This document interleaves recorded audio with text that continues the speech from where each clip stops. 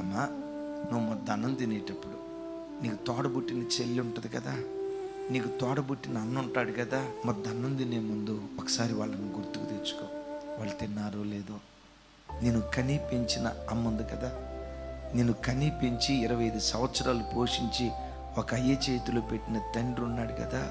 మొత్తం అన్నం తినేటప్పుడు, మంచి బట్ట కట్టుకునేటప్పుడు మా నాన్న కొందో లేదో, మా నాన్న మంచి బట్ట కట్టుకున్నాడో లేదో, మా నాన్న పరిస్థితి ఎట్లుందో ఒకసారి నిన్ను కన్న గర్భాన్ని గురించి నువ్వు ఆలోచించు.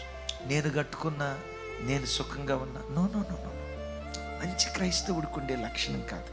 ఏ తండ్రి 25 సంవత్సరాలు నేను పెంచి పెద్ద చేశాడో, ఒక మంచి బట్ట కట్టుకునే ముందు మా నాన్నకి ఎలాంటి మంచి బట్టలు ఉన్నాయో లేవో, మా నాన్న ఏ స్థితిలో ఉన్నాడో, ఆ మనస్సు గనక దేవుడు నీ లోపట చూస్తే నమ్మండి, ఆకాశపు వాకిళ్ళు విప్పి దేవుడు నిన్ను దీవించడం ప్రారంభిస్తాడు.